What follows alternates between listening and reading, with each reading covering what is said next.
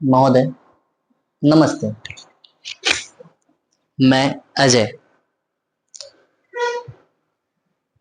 आपको दलित बनना है ना? तो आप बिल्कुल बन सकते हैं। आप दलित बिल्कुल बन सकते हैं, लेकिन कुछ क्राइटेरिया है। आपको दलित बनने के लिए बहुत कुछ दांव पे लगाना होगा। अगर आप लगा पाएंगे तो बन सकते हैं। पहले जो आप ये स्वतंत्र रूप से बोल पाते हैं, पहले तो इसे दांव पे लगाना होगा। मैं ओबीसी समाज से आता हूं। मैं अपनी एक घटना बताता हूं आपको। एमए में जब अपने विभाग में एडमिशन के लिए गया, सारे चीज हो गए थे। चलान कटाने से पहले एक वेरीफाई करवाने होते हैं डिपार्टमेंट में जाके कि हाँ, ये बच्चे इस डिपार्टमेंट में एडमिशन ले रहे हैं। तो मैं वेरीफाई करवाने गया था। वहां पे बहुत सारे गुरुजी बैठे थे। मैं प्रवेश किया और मैं अपनी कागज अपने हाथ में ही रखा था। तो सर का सवाल था, क्या नाम है? मैं अपना नाम बताया, अजय। उधर से फिर से दोबारा पूछा गया, क्या नाम है? फिर मैं बताया अपना पूरा नाम, अजय कुमार। लेकिन गुरुजी को कुछ और ही जानना था। बार बार पूछते रहे। मैं दो तीन बार बताते गया कि मेरा नाम अजय कुमार है। लेकिन कुछ देर बाद गुरुजी पूछे कि तुम्हारे पिताजी का क्या नाम है? मैं बताया, मेरे पिताजी के नाम फलाना मंडल है। अच्छा अच्छा, तो मंडल हो, कौन से कैटेगरी में आते हो? तुमने बताया कि ओबीसी में आते हैं। फिर भी सर को संतुष्टि नहीं हुई। फिर पूछे कि ओबीसी के कौन से में आते हो? बीसी में, ईबीसी में? तो हमने बताया कि गुरुजी ईबीसी में आते हैं। तब बताएं, गुरुजी के तरफ से तब जवाब आया कि अच्छा, ईबीसी में। तब तक मैं खड़ा रहा अपने हाथ में पेपर लेके। कुछ समय पश्चात फिर एक मेरे पीछे एक लड़का आया। जैसे ही लड़का प्रवेश किया, गुरुजी का वही सवाल, क्या नाम है? वो बताया कि मेरा नाम फलाना झा है। गुरुजी पूरे खुश हो गए कि हो, आइए आइए, झा जी हैं, आइए आइए, बैठिए। मैं खड़ा सब कुछ देखता रहा। उस समय मेरी मनोदशा क्या रही होगी? मेरे अंदर बहुत तरह के सवाल पैदा होने लगे होंगे कि बताइए, मैं भी तो एमए में एडमिशन लेने के लिए आया हूँ और ये लड़का भी एमए में एडमिशन लेने के लिए आया है, लेकिन मेरे साथ ऐसा हो रहा है और उनके साथ ऐसा हो रहा है। तो अगर आप ये सब को देखते हुए अगर दलित बनना चाहते हैं तो बन सकते हैं। आगे ले चलते हैं सर। आइए हम आपको दलित बस्ती में लेके चलते हैं और फिर दिखाते हैं कि दलित क्या होता है, दलित की स्थिति क्या है। जानते हैं सर, हमारी बहन बेटी का रेप हो जाता है ना, बलात्कार हो जाता है, फिर भी अपनी प्राथमिकी दर्ज करने के लिए थाना में जाते हैं तो केस नहीं लिया जाता है। केस के लिए टरकाया जाता है, दो तीन बार घुमाया जाता है। अगर हमारे साइड से अगर कोई नेता होते हैं जो अप्रोच लगाते हैं, बोलते हैं, तब जाके वो केस लिया जाता है सर। मलखान सिंह जी के कविता आप सुने होंगे, चमाड़ों की गली में। आप सुनिएगा सर, और सुनिएगा नहीं, पढ़िएगा नहीं। आप पढ़ने के पश्चात उसी क्षण, या आप हाथ में बुक लेते हुए ले करके आप दलित की बस्ती में, अति पिछड़ा पिछड़ा वर्ग की बस्ती में जाइएगा और देखिएगा, सेम टू सेम डिट्टो उसमें लिखा गया है। अगर ये सब कर सकते हैं तो आप दलित बन सकते हैं। आइए और आगे ले चलते हैं सर आपको। हम दलित मेहनत मजदूरी जो भी हो करते हैं, हम पिछड़े वर्ग के लोग हैं, करते हैं, अपने अधिकार के लिए लड़ते भी हैं। अपनी बात को, अगर हमारे साथ कोई घटना घटी है, अगर हम अपनी बात को किसी अधिकारी के पास लेके जाते हैं तो लेके जाने के बाद डरते हैं उनके सामने बात रखने से, कि अगर हम बोल रहे हैं, अपनी बात रख रहे हैं, तो कहीं किसी चीज की त्रुटि ना हो जाए। अगर त्रुटि होगी तो अधिकारी की तरफ से डांट पड़ेगा, ये डर होता है। अगर ये सब करके अगर आप सहन करके दलित बन पाएंगे तो बन सकते हैं। आगे भी ले चलते हैं हम आपको। हम अपने पैसे से, हम अपने पूरे मेहनत से पैसे कमाते हैं। जब शादी की समय आती है तो होता है ना, शादी में मजे करना, खूब डीजे बजाना, ढोल ताशा बजाना, घोड़ी पे चढ़ के जाना बारात, बहुत चीज, सारी चीज होती हैं।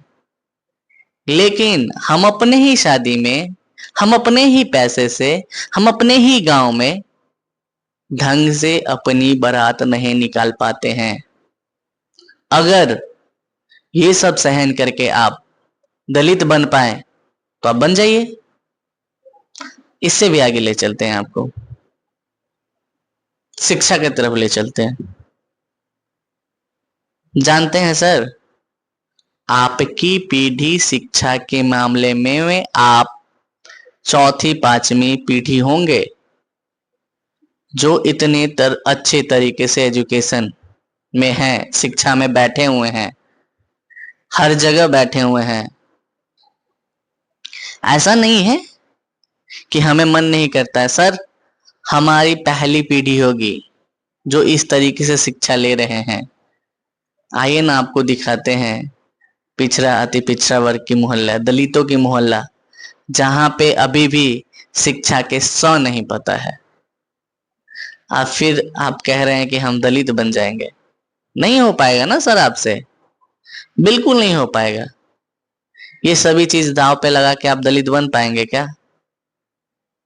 आपको पढ़ने के लिए अलग से कमरा दिया जाता है, एसी, कूलर, पंखा सब कुछ दिया जाता है, अच्छे डाइट दिए जाते हैं, अच्छे भोजन मिलता है, अच्छे वाहन मिलते हैं, अच्छे इंस्टीट्यूट मिलते हैं, अच्छे मेंटर मिलते हैं। हमें तो ये तक पता नहीं होता है सर कि मैट्रिक के बाद क्या करना है और 11th के बाद क्या करना है। भोजन, अच्छा भोजन नहीं मिल पाता है। अच्छे विकास के लिए, अच्छे मानसिक विकास हो या शारीरिक विकास के लिए अच्छे डाइट की जरूरत होती है, वो तक नहीं मिल पाते हैं।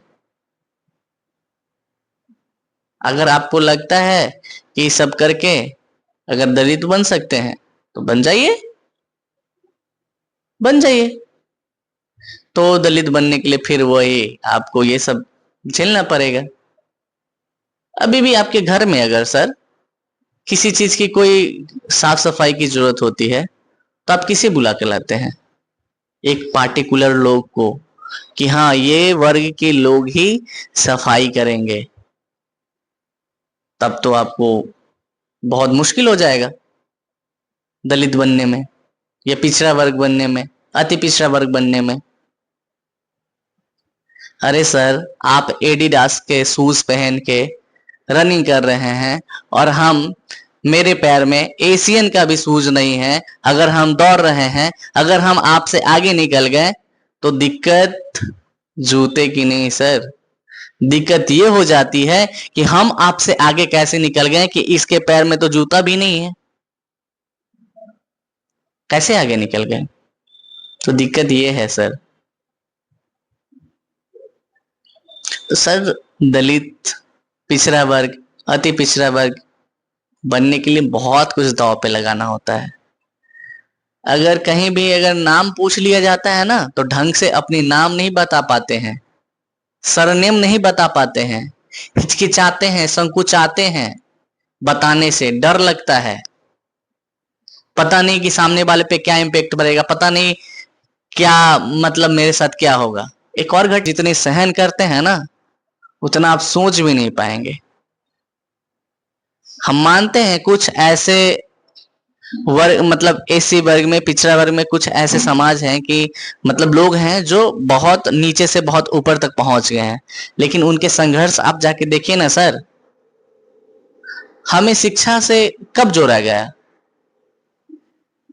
कहा जाता नारी शुद्धो न शिक्षा दिया था, बहुत मनुस्मृति में हो गया, याज्ञवल्क्य स्मृति, पराशर स्मृति, बहुत सारी जगह है सर ऐसा जो हमें शिक्षा से वंचित किया गया, रोका गया है।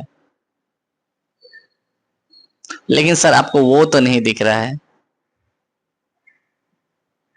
और आप बात कर रहे हैं कि हमको भी दलित बनना है, बस किस लिए कि थोड़ा सा आरक्षण के लिए आप कह रहे हैं हम दलित बनेंगे। सर हमारी संख्या कितनी है और हमें आरक्षण कितनी मिलती है पता है आपको?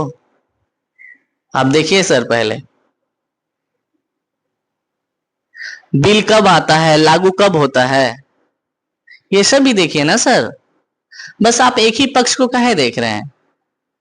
आप इतने अच्छे समझदार व्यक्ति हैं, इतने पढ़े लिखे हैं, शोध करते हैं, इतने अच्छे देखते हैं, फिर भी सर आप एक ही पक्ष को देख रहे हैं। सारी तरफ से देखिए, आप सारे पक्ष को देखिए, फिर कहिए अगर गलत है तो गलत है। अगर आपको विश्वास नहीं हो रहा ना तो सर आइए हम आपको ले चलेंगे उन मोहल्लों में, आप देखिएगा सर।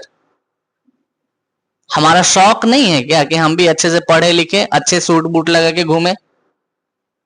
शौक है सर, बिल्कुल है, लेकिन वो कर नहीं पाते हैं। 5 साल मेहनत किए हॉस्टल में जाके, 6 साल बाहर रह के पढ़ाई किए, अगर नहीं हो पाएंगे ना सक्सेस सर, तो हमें फिर प्राइवेट नौकरी करनी पड़ेगी, मजदूरी जाके करनी पड़ेगी। हमारे पीछे इतनी संपत्ति धन दौलत नहीं है कि हमारे परिवार वाले के पास कि हमें बैठा के 10 साल 15 साल 20 साल तक खिलाएंगे और 10 साल 15 साल तक हम तैयारी करेंगे। तो मजबूरी हो जाती है हमें काम करने की, नौकरी करने की।